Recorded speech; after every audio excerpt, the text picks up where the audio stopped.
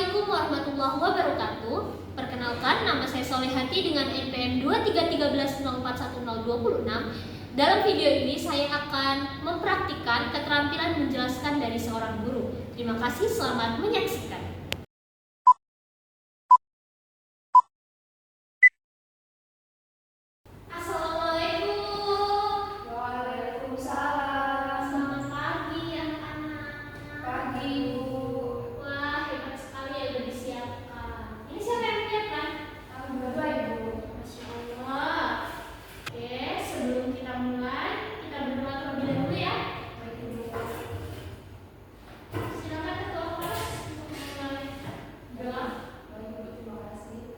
Kita mulai pembelajaran ini, mari kita berdoa untuk kepercayaan masing-masing. Berdoa dulu. Berdoa saja. Beri salam. Assalamualaikum warahmatullahi wabarakatuh. Waalaikumsalam warahmatullahi wabarakatuh. Apa kabar semua? Alhamdulillah baik. Alhamdulillah. Semoga sehat selalu ya. Nak lagi musim sakit ini nak. Kita presensi terlebih dahulu ya. Siapa yang tidak hadir? Maya. Semuanya hadir semuanya. Kenapa nak? Izin ibu sakit ibu. Sakit? Oke. Nah, ya sakit. Ada suratnya? Ada ibu. Oh ini ya.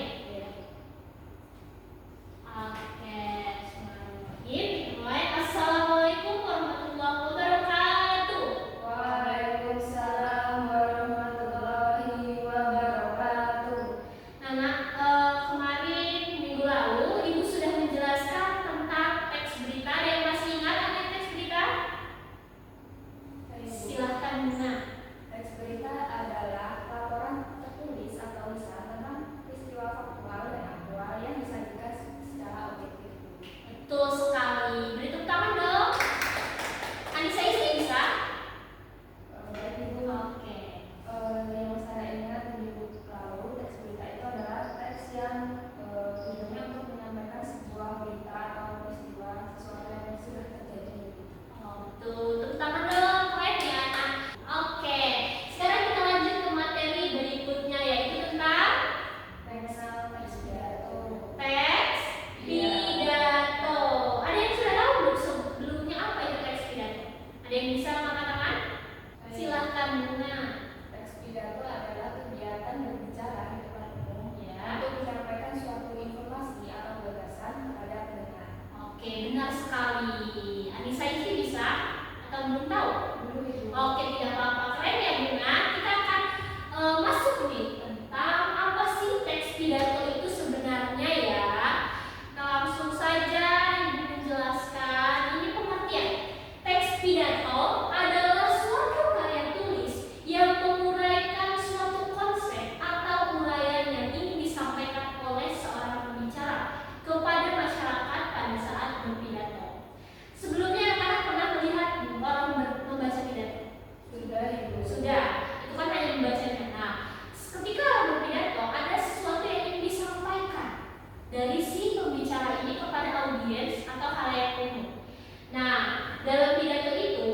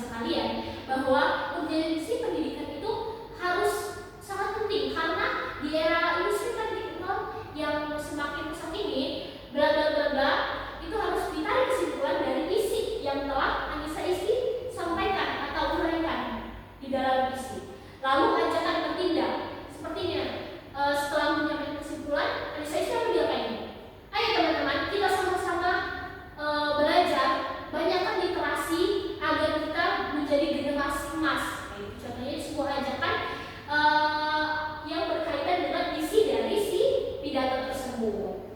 Nah, tentu saja ada pesan yang ingin disampaikan dari maksud pidato Anissa Isti itu. Ucapan terima kasih lalu bagian penutup yaitu salam.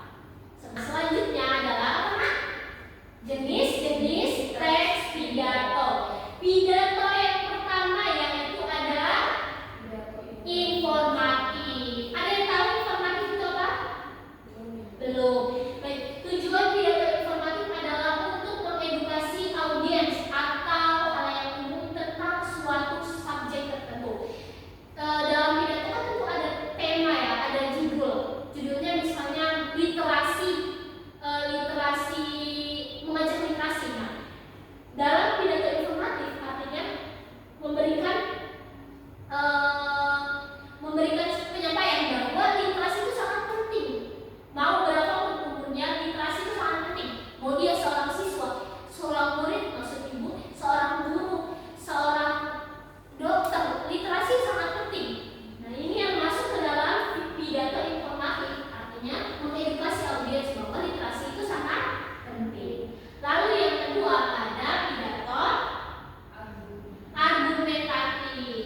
Pidato argumentatif menggunakan fakta dan bukti logis untuk mendukung atau menyangkal posisi mereka. Artinya kalau misalnya kita memberikan pidato yang bersifat argumentatif atau menggunakan fakta, kita harus selami dulu bahwa pidato yang akan kita sampaikan ini harus benar-benar terdapat bukti-bukti nyatanya. Jangan asal-asal memberikan pidato tapi tidak ada buktinya. Nah, seperti itu yang harus kalian perhatikan ya saat membuat teks pidato. Jangan asal-asalan. Nah, harus sesuai, ada buktinya, ada faktanya yang logis agar apa? Agar tidak dipertanyakan oleh halayak umum. Benar nggak apa yang Anda sampaikan? Seperti itu ya.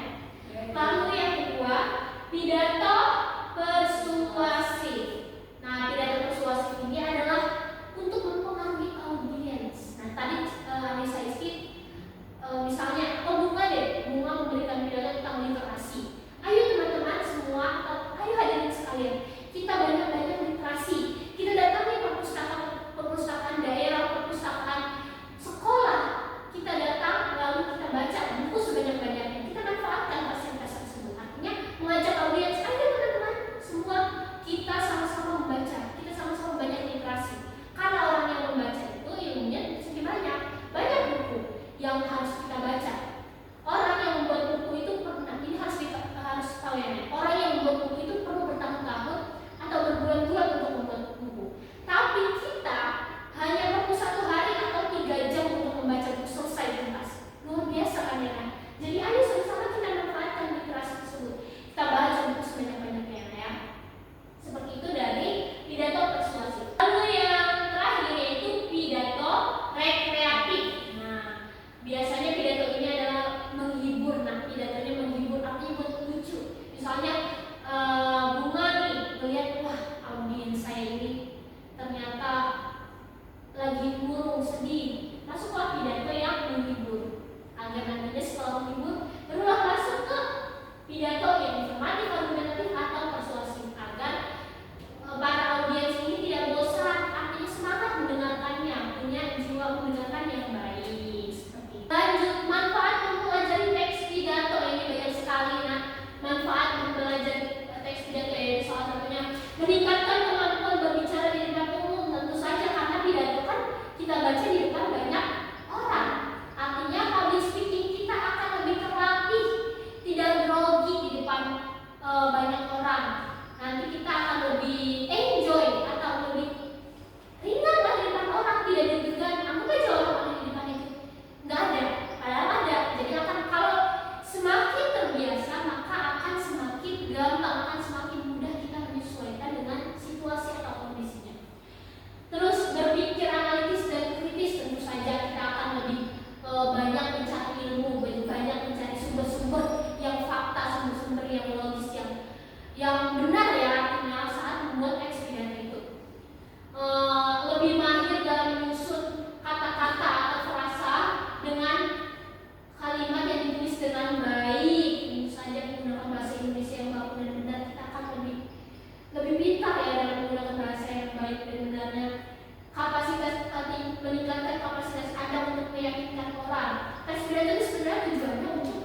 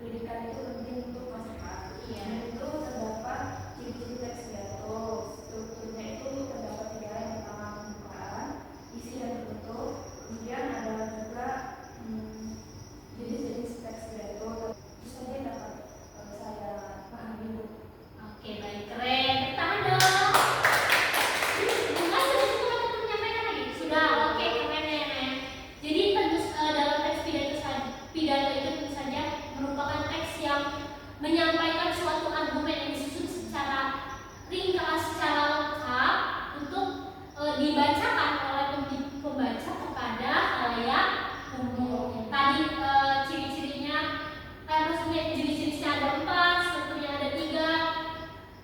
Strukturnya ada apa tadi, Ray? Yang penting banget dalam membentuk teks, membuat teks seperti yang pertama ada pembukaan, yang kedua ada yang ketiga penutup. Tentu saja itu tadi kalau ciri-ciri jenis-jenisnya ada argumentatif, persuasif, terus reflektif, ya Naya. Sama satu lagi apa?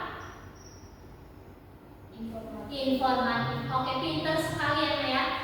Nah, kalau materi hari ini sudah selesai ya Nak. Kemudian minggu depan kita akan masuk ke bab ketiga, yaitu tentang teks observasi. Nanti cari-cari aja di HP atau ponsel apa itu teks observasi, ya.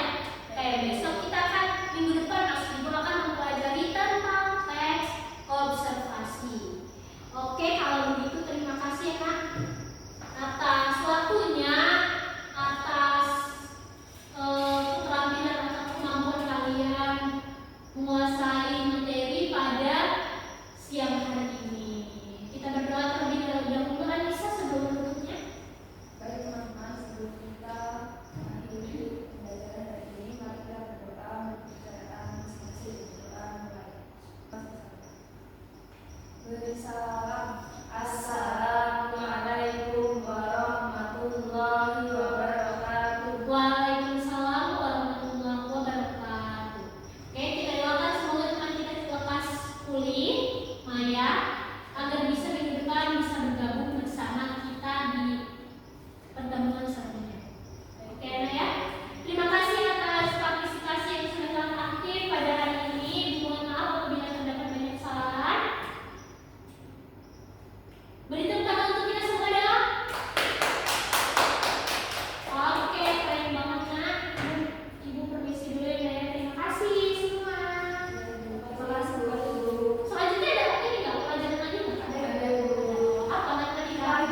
Oh, PAI. Oke, ibu permisi ya Nak. Terima kasih. Semangat ya. Ibu, terima kasih Ibu. Terima kasih juga. Baik, di sini saya akan menilai keterampilan menjelaskan dari nama calon guru Solehati NPM 2313041026. Topiknya teks pidato. Poin pertama yaitu tentang penjelasan. Guru menyadari adanya keterbatasan perbendaharaan kata-kata dan ungkapan yang dimiliki siswa. Maka itu guru tidak menggunakan kata yang berbelit-belit, yaitu ya. Lalu yang kedua, Solehati sudah menghindari penggunaan kata-kata yang meragukan dan yang berlebih-lebihan.